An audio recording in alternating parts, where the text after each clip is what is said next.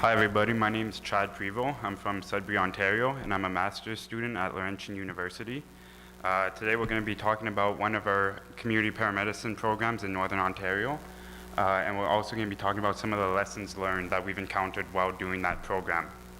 So with me I have Jordan Nixon, he's another student at Laurentian University, and David Black, who's a paramedic in the Rainy River District. These are some of the co-authors that we've been working with as well on the project. So we have David Wolf, he's the EMS commander in Manitoulin Sudbury, Derek Kremen, the EMS commander of the Cochrane District, as well as Jim Greenaway and Marika Lessenma from Superior North. And then we also have Jordan and I's master supervisor, Dr. Stephen Ritchie from Laurentian University, as well as Jill Sherman, who is a research associate from Craner, which is the Center for Rural and Northern Health Research. So the purpose of our study here is just to talk about some of the lessons learned from implementing community paramedicine in Northern Ontario, and to discover ways of developing a sustainable model as well. So we're going to speak a bit about the rural and northern context of Ontario, and then we're going to talk a bit about our methods of data collection, as well as some of the results, so challenges, benefits, and opportunities, and then we're going to finish off our presentation with a couple patient quotes in conclusion. So a bit about Northern Ontario. As you all know, it's very large. It's one of the biggest provinces in Canada. And in rural areas, such as Northern Ontario, many of the communities are very dispersed. They're small. They're very culturally diverse as well. In some of our communities, such as Gore Bay, the population of Francophone residents is only about 2%. Whereas if you go to the northern extreme of our program in Hearst, the average, the percentage of Francophones there is about 88%. And then as well for the seniors, it's always above the Ontario average. So in Hearst, we have approximately about 24%, whereas in a smaller community about Gore Bay, there's approximately 37% of seniors residing there. One of the main issues as well about healthcare in Northern Ontario is the distance. So for example, one of our communities, Gogama, it's situated approximately 115 kilometers from the nearest hospital, which is Timmins. And that's problematic because there's only one ambulance in the area. Thus, if a person has to be transported to the emergency department, that takes the ambulance out of the area for approximately 3 hours. So an hour and a half to get to the hospital and then another hour and a half to get back. So this is just a map of the population densities by community. So we can see in the south it's very highly populated, and then once you get up north, the communities are much smaller, approximately 1 to 5,000. And then it's very diverse as well. So the green region on the map is where it's areas designated under the French Language Services Act, and lots of the populations there are either bilingual or francophone. And then the blue dots are actually First Nation communities. And just one more example is the road network density of Northern Ontario. So as you can see, for example, if you go from Sudbury up to Timmins, there's only one of the main roads, which is Highway 144, which is also a very dangerous road as well.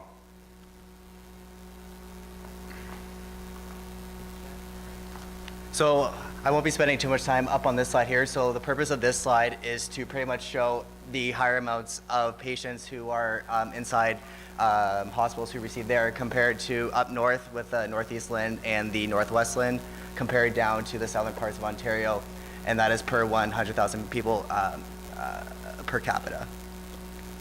So to kind of paint a picture of what or how CP plays a role in Ontario in our context with EMS. Up north in Ontario, there are a large amount of small and rural towns, and so where emergency services are covered under our DSABs. And then these EMS services, mostly in these rural communities, are serviced by primary care paramedics, sorry. And these are very vast rural service areas, which I will be showing you in the next slide that's coming up. And because these rural communities can range anywhere between a few hundred to over 6,000 people, there are some bases that do have a low amount of call volumes, which is why what is very unique about our rural CP program is that CP is done by paramedics who are on duty, as opposed to some of the larger CP programs from down south in Ontario who only have full-time paramedics who all of their workday is done using CP. And then so the model of sustainable rural CP, CP has been integrated into the EMS services up north. And as I just said, it is performed by regular duty paramedics, that is in between emergency calls, which has its pros and cons, which David will talk about afterwards. And then all of these paramedics working in the pilot communities are expected to do the CP duties. And then since after startup, there is no extra cost into doing this, these extra duties with paramedics, there are no extra funds that are required from the Ministry of Health. So here is an outline of how large these regions are up north. So everywhere that's in green are the regions that are covered within this CP program. And there are 15 sites where CP is being done. So just to give a brief comparison of what this land area size equates to, this is the same size as the United Kingdom, Great Britain, Scotland, and Ireland. And then this is a list of our 15 pilot site communities. And these sites, again, just how I just mentioned, range anywhere between a few hundred to over 6,000. And also there are some communities here that do have their own hospital. And then there are other communities where their only source of healthcare is from the paramedics.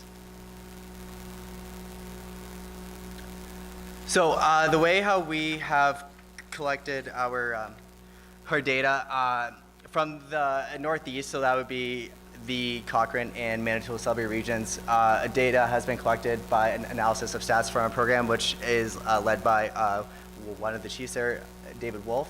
As well, last fall, Chad, myself, and two other people from our research team went up north in site visits in the fall of 2015, and this was a great opportunity to talk about paramedics, to see how community paramedicine is happening up there. And with all four paramedic services from the Northeast and from the Northwestern Ontario, all that's been happening by talking with paramedics and partners and chiefs, as well as data that has been collected from our patient and our surveys from the patients themselves. So this is how CP looks in Ontario. So there are three main services for patients. The first one is the assess and refer, which is done with a parallel tool, which was created from a hospital in Toronto. And then so essentially what that is, it's essentially 3 questions that paramedics use to see the risk of if a patient will be in need of a transport to the hospital. So it's on a scale of 3. So if you score a 2, that means there's a 66% chance that that patient will need transport to the hospital within 1 month. And then if you score a 3 out of 3, it is a 92% chance of that patient being transported over to a hospital. The next part are the ad hoc home visits. And so what happens here is for the high users of the emergency system, these patients are referred from the CCAC for paramedics to go to their homes and do in-home assessments, to do to take blood pressure and some other vitals, as well as home safety assessments, as well as a fall risk assessment, the TUG and the MMSC. And then the third service that is provided by the community paramedics are the wellness clinics, and very much what occurs in the home visits, except for the home assessments, are done here. So you have your checkups, and then the paramedics will go over the meds with the patients, as well as complete some health education and health promotion. And what's interesting that we've seen in our programs, not every community provides the same services. In some communities, they only do wellness clinics, and some other communities only some ad hoc home visits are done. So one other really interesting thing that we've seen from this rural program of community paramedicine is something that we've come to know as informal CP. So that's CP that isn't charted or anything. Because we're dealing with such small communities, everybody knows each other. Every paramedic knows almost every single person in their town or community. So there's a rural paramedic kind of dual role between being a paramedic and then being a member of that town or community. So a lot of paramedics are Facebook friends with their patients and whatnot, so that's really one really interesting thing that we learned in our time. And then in some other of our communities, CP is not new, but it's just seen as being a good neighbor to someone who, a paramedic who cares about a patient and vice versa. And there are a lot of what we noticed as well when we did our site visits up last fall, are a lot of informal interactions, because the paramedics were telling us how every time they head out to a store or to Tim Hortons, for those of you outside of Canada, Tim Hortons is a big deal up here. So, so yeah, and we saw that firsthand. We sat down at lunch with them, and all these patients would come up and talk up to the paramedic. So it was really great to see that relationship between the paramedic and patient. And again, just like how I just said, much of the CP activity is not reported, so that's one thing that us as researchers are trying to do to see how that plays a role with community paramedicine as well. And I'll pass it over to you.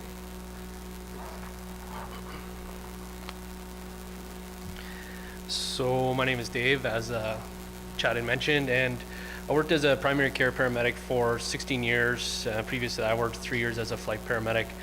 I became involved with the community paramedicine program when the Ontario government announced their funding, and I applied for the position of the coordinator for the Rainy River District. So the program challenges I'm going to be talking about are more specific to the Rainy River District compared to the other three territories that Jordan spoke of. So, but having collaborated with the other three programs, we definitely have a very much in common. So it's pretty relevant across the whole Northern Ontario. So one of the very first challenges, and we knew this was going to be a challenge as soon as we started with using on-duty paramedics, is, I love this term that Stephen Ritchie termed, is the proximity paradox. So due to our commitment of balanced emergency coverage, we can't go out of our area where a majority of our calls happen, but we do have clients or patients that are in those areas that desperately need help. The other part of this is that our funding is funded 50% by the province and 50% by our municipalities. So there are some municipal reps on our board that don't receive community paramedicine services simply because it would take them out of the service area. So that's a concern every time we meet. Those representatives are reluctant, as you can imagine, to commit funding to community paramedicine initiatives. One of the most obvious challenges that we anticipated were service interruptions. We had no idea. I mean, we had some stats and data on calls and call volume, what time and things, but it turns out that over the last 16 months, we've been missing between 21 and 25% of our community paramedicine tasks due to 911 calls and transfers as well. So what we've done to reduce that is work with our dispatch center, and the previous night, the paramedics will fax in a roster of our community paramedicine tasks we have scheduled for the next day, and this allows our dispatch center to schedule low priority transfers around the community paramedicine tasks, which has definitely lowered our missed events. Jordan alluded to the informal community paramedicine that does happen in our areas, and when I first started this up, I mean, I've been working for 16 years, like I said, and I've known the paramedics in our area for a long, long time.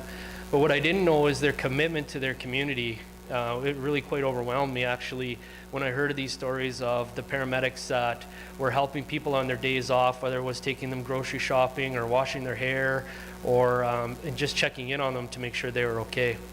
So this informal CP continues even after we have introduced the formal capacity of the paramedics, and it's very difficult to collect that data, obviously.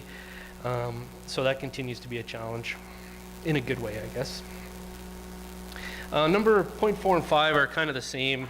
I put them together, but I just want to reiterate that all the paramedics in our Rainy River District EMS are community paramedics.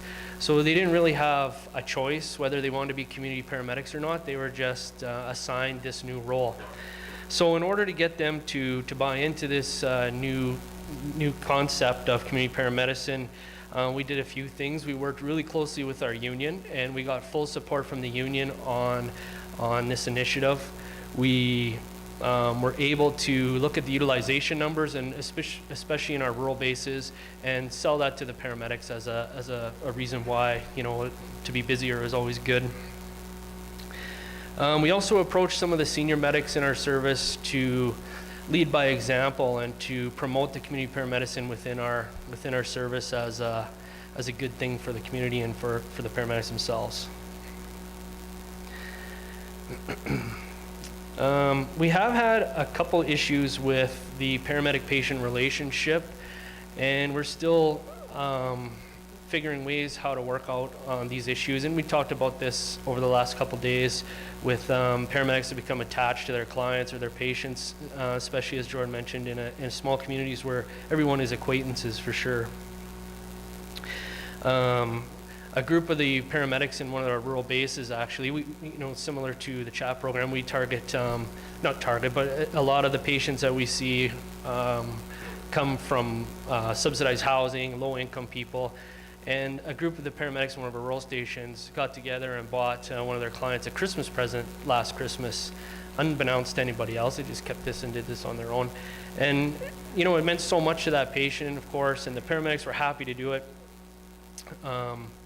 And I was really happy to hear about that. But then the more you think about it is, you know, you got to think about these effects on the paramedics when, you know, we're not seeing really healthy people here, right? So when they do pass away, and we're trying to be proactive to address that. We do have staffing issues in the Rainy River District as far as maintaining local paramedics to our program. We're recruiting local people to stay. We get a lot of paramedics that come from Eastern Ontario and come up to the Great White North and figure out that scraping your windshield at -40 isn't the most fun thing to do. So they quickly look for other areas to go back down to their climate. So those transient people, as we call them, are not as committed to the community initiatives as perhaps somebody that's from a local area. The fact that all our paramedics are trained in community paramedicine obviously comes with some training issues. We don't necessarily have the scope as a lot of the dedicated community paramedicine programs do, but we do get to see a lot of people because all our paramedics are trained in general assessments and what to look for and things. But again, as we've heard over the last few days, it's a large social aspect which wasn't anticipated is proving to be very successful. And that's already built into the paramedic training, fortunately. So some things we're doing to look at overcoming the challenges.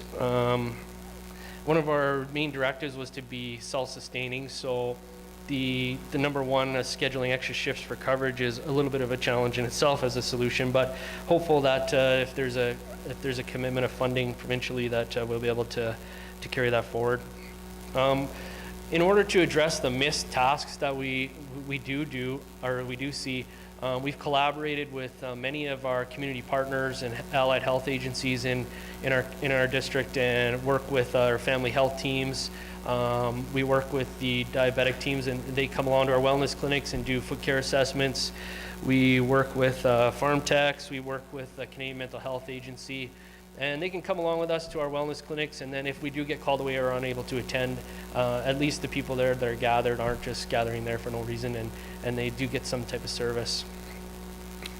We have put calls out for volunteers, not so much for our day-to-day kind of community paramedicine initiatives, but more for the general like health fairs or community health fairs and big gatherings in the community. And we do have paramedics that will volunteer for those roles.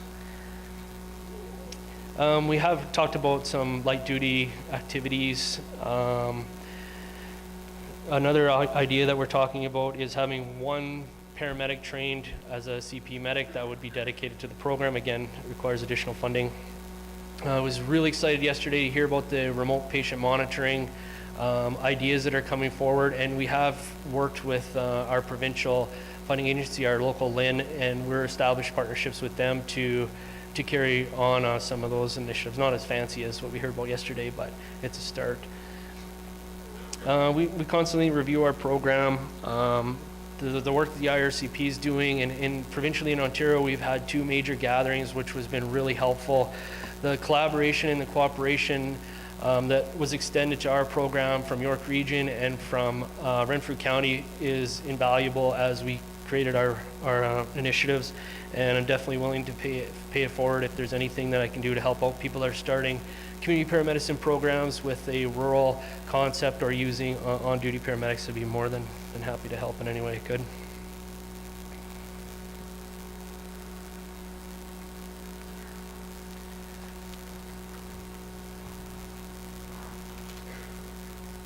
So now we're going to start talking about some of the benefits of this particular model in Northern Ontario. So first off, the patient benefits. It's pretty similar to every other community paramedicine program that we've heard of so far. So obviously it's having better health care, and it's also improving the patient-provider communication, because the paramedics are there for the patients and they listen to them, and then they can transfer that information over to their physician if need be as well. It's also very practical because it reduces the need to travel, especially if some patients are unwell and unable to travel as well. And also decreases the emergency department times. One of the main benefits that we've seen from a lot of the patients is that it's reassuring for them. They like the fact that the paramedics are there just to listen to them, to talk to them and hear their problems with them. So it's that social interaction. As well as the paramedics themselves, they're being described as friendly, patient, polite, respectful, good listeners. So really lots of good benefits about this model towards the patients. And then there's also community-wide benefits as well. So for example, it's filling in the care gaps in underserviced communities. It's increasing accessibility to healthcare. It's also helping patients access the proper healthcare that they need, or even inform them and educate them about different services that they might not have known about. Also in communities without a hospital, for example, like I mentioned before, GoGamma, it can reduce the gaps in the EMS coverage by reducing unnecessary transport to a distant emergency department. So that also helps keep, like I said before, keep the ambulance in that area, because once it leaves for approximately 3 hours. And then as we move down over to the health system, there is a more efficient use of these paramedics. Again, the reason why, because of those low call volumes in those small towns. And then as well, by using these paramedics who are on duty, that either has a very small amount of extra costs or hardly any at all. And because of that, there's also a reduction that we've seen in the amount of emergency calls that have gone through to the dispatch system, because these paramedics are going through health education and other things like that with these patients to prevent all those common ailments such as heart disease, COPD, as well as type 2 diabetes. And then some of the positives that we've seen for the paramedics have been based off of feedback from the stats and data, following up on the patient outcomes, as in trying to close that loop, because a lot of paramedics in large urban centers, once you drop off that patient at the hospital, you never see that patient ever again. You don't know how it turned out afterwards. In these small towns and communities, again, these paramedics are a part of the community, so they get to see that patient again, and then by being a CP, you go back and keep doing a follow-up with that patient as well. And then again, a higher use of the paramedic skills with a expanded practice scope. And then talking with the vast majority of paramedics, they seem to have a higher job satisfaction from working as a community paramedic. And again, like it was said yesterday, they get that break from responding to a trauma, and they have an opportunity to really talk with the patient and to have fun with them as well.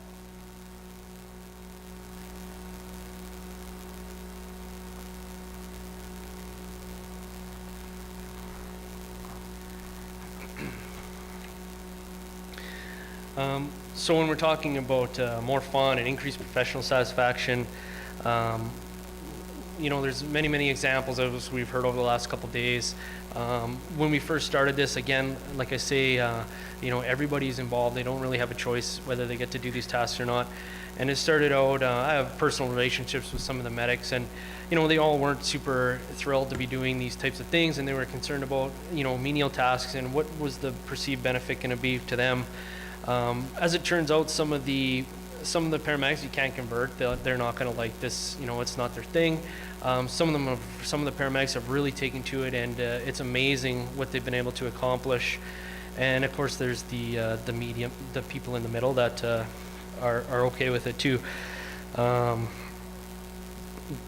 The increased utilization for us is a big one.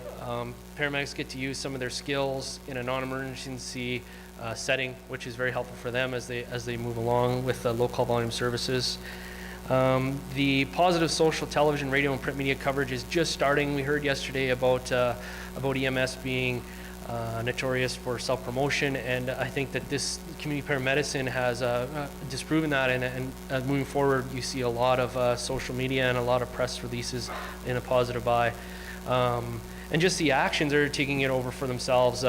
We were really cognizant in the beginning not to show up and pull the ambulance right into people's driveways, because we do have a full ambulance here because we're always on emergency coverage. So, and now when we pull up to people's houses, they say, "Oh, it's okay, you guys can park in the driveway," because the word's gone around all the communities that, just because there's an ambulance at your house doesn't mean you're getting carted off, and all the neighbors are going to phone and see what's going on. So it's definitely coming along nicely that way. Some of the main sustainability issues we have in Northern Ontario are listed here. Definitely the funding uncertainty. We did have some funding announcements recently, so we're not sure what that looks like for us yet, but we're moving forward with our community paramedicine program with the assistance from the Ministry of Health. It does take a champion, one person that needs to lead the program. We have flow charts, and we have directives and for things for paramedics to do on their own, and for our administrative team to look at. But you really do need somebody in there. It's been 8 weeks since I left the position as coordinator and back onto the road as a paramedic, and you can already see that there's things that need to be done. With not having a high level of training for community paramedicine initiatives, the on-duty paramedics wouldn't necessarily be the best candidates for the initial assessments and enrollments into our program. We've had a really successful time collaborating with our community partners, and that was a key to our sustainability. And of course, adding community paramedicine in the college curriculum is huge. I can't advocate for that enough, and hopefully that doesn't take long to happen. So for our program, we're going to be able to sustain for now. We're still working on some issues of funding, but we hopefully have a plan for that coming up. But definitely need somebody there to keep the momentum going and to champion the program.